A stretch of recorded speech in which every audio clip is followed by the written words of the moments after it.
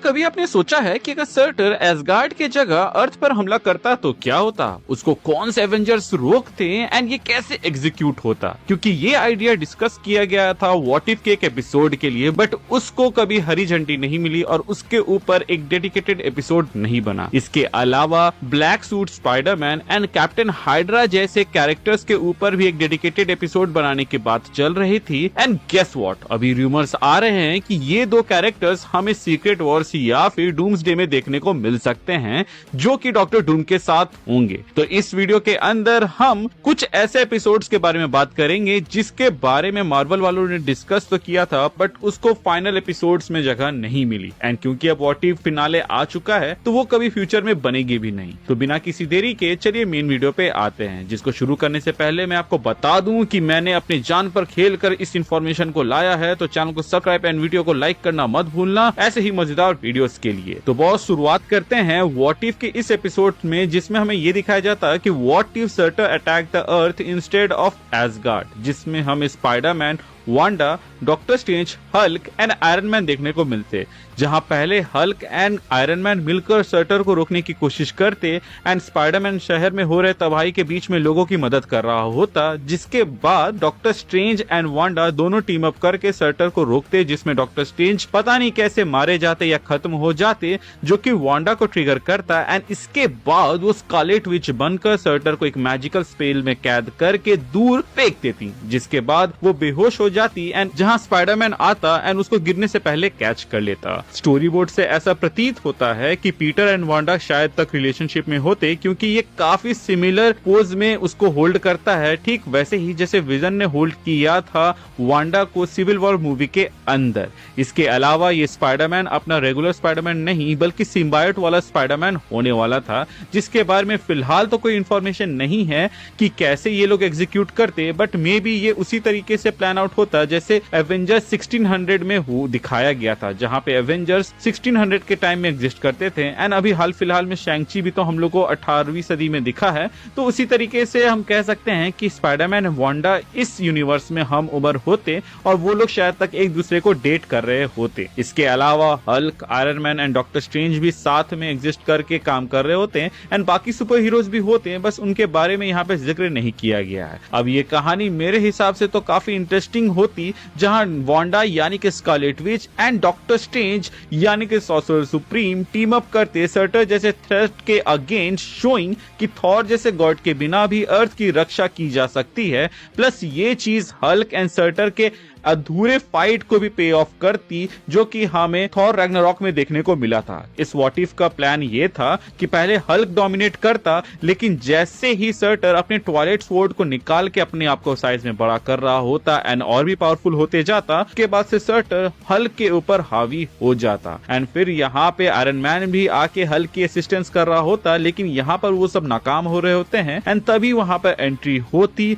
Doctor strange and Wanda की। And such कहूं तो वांडा एंड डॉक्टर स्ट्रेंज शायद तक एक कर्स होल्ड करते हैं, क्योंकि अभी तक कई बार कोशिश किया गया है इन दोनों को एक साथ दिखाने का, लेकिन अभी तक इसको बड़े पर्दे में नहीं दिखाया गया। सबसे पहले इन दोनों को साथ में दिखाया जाना था एवेंजर्स एंड गेम मूवी के अंदर, लेकिन वो सीन को डिलीट कर दिया गया, जिसके बारे में हमें बिहाइंड द सीन से पता चला। इसके बाद जब वांडा एंड डॉक्टर स्ट्रेंज फिर से टीम अप करने वाले थे doctor strange 2 multiverse of madness movie के अंदर, तो उसके अंदर भी पूरी कहानी को ही पलट दी गई और यहाँ पे वांडा, जो कि पहले डॉक्टर स्ट्रेंज के साथ काम करने वाली थी, वो उसके अगेंस्ट हो जाती है एंड विलन बन जाती है, जबकि ये वही वांडा है जो कि एक सीरीज पहले विलन से हीरो बनी थी। फिर से विलन बनना यहाँ पे कोई तुक नहीं बनाता, बट ये चीज हुआ है जो कि हम लोगों ने देखा ही। एंड इसके बाद से तो हमें व्हाट इफ के अंदर इन दोनों को साथ में काम करते हुए दिखाया जाना था, बट वो भी पॉसिबल नहीं हो पाया। अब बात करते हैं उस एपिसोड की जो कि मुझे लगता है कि होना ही चाहिए था, जो कि है कैप्टन हाइड्रा वाला एपिसोड,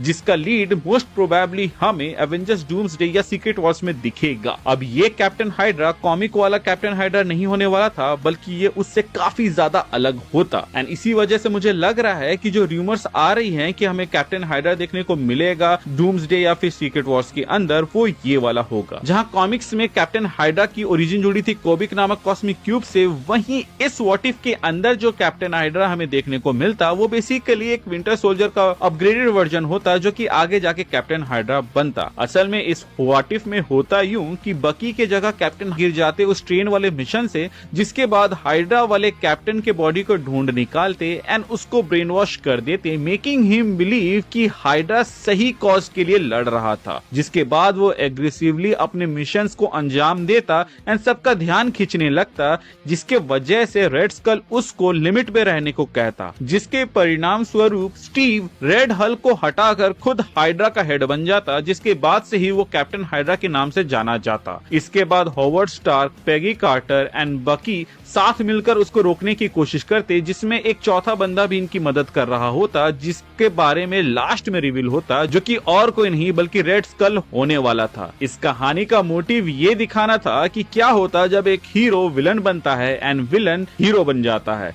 बट क्योंकि ये कहानी काफी सिमिलर थी पेगी कार्टर वाले एपिसोड से, तो उसको ड्रॉप कर दिया गया, जो कि मेरे हिसाब से बहुत ही बड़ी गलती थी, क्योंकि स्टोरी वाइज देखो तो पेगी कार्टर वाले में सिर्फ जेंडर बदल दिया गया एंड जो बेस स्टोरी था कैप्टन अमेरिका का वही हमें दिखाया गया। बट इस स्टोरी में हमें हीरो का विलन बनना एंड विलन का हीरो बनना दिखाया जाता है, जिससे इस कहानी के अंदर एक थोड़ा सा ट्विस्ट भी आता है और ये कहानी देखने में मजा भी आता। अब बात करते हैं अगले व्हाट इफ स्टोरी की, जहां टोनी स्टार्क और पेपर पॉट्स की डीप स्पेस में एक एपिक एडवेंचर रोमांस देखने को मिलता, जो कि मोस्ट प्रोबेबली इन्फिनिटी स्टोन्स के सर्च के लिए होता। यहाँ पर इंस्पिरेशन ली गई थी 2900 साल पुरानी एपिक पोयम द ओडिसी से। तो जस्ट इमेजिन करो टोनी और पेपर का स्पेस में रोम कॉम, जिसमें कॉमेडी, रोमांस एंड एडवेंचर सब कुछ होता। टोनी अपनी यूजुअल स्टाइल में एक एंशिएंट एलियन आर्टिफैक्ट ढूंढने निकलता और पेपर को कन्विंस करता कि वो भी उसके साथ स्पेस ट्रैवल करे। पेपर इनिशियली रिलेक्टेंट होती,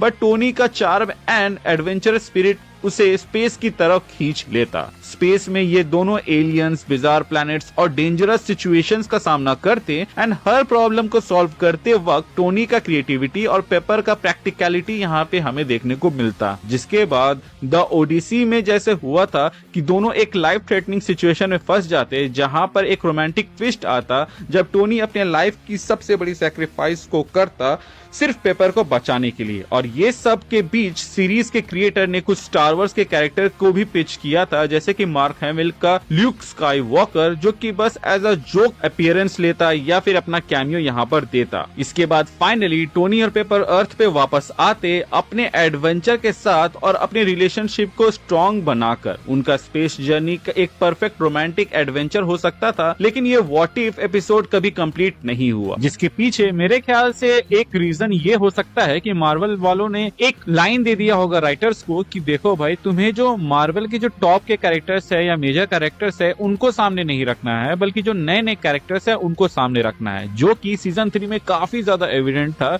जिसमें हमें पुराने क्विक कैरेक्टर्स देखने को नहीं मिले। उल्टा जो साइड कैरेक्टर्स थे उनको लेकर कहानियां बनाई गई या फिर जिनके ऊपर सीरीज आ रही है उनको लेकर हमें दिखाया गया। एंड गलती से कोई मेजर कैरेक्टर हमें यहाँ दिख भी गया तो उसको बहुत ही बुरी तरीके से रिप्रेजेंट किया गया है। आज के लिए बस इतना ही रहते हैं। इसका पार्ट 2 भी आएगा, जिसमें हम बचे हुए एपिसोड्स के बारे में बात करेंगे।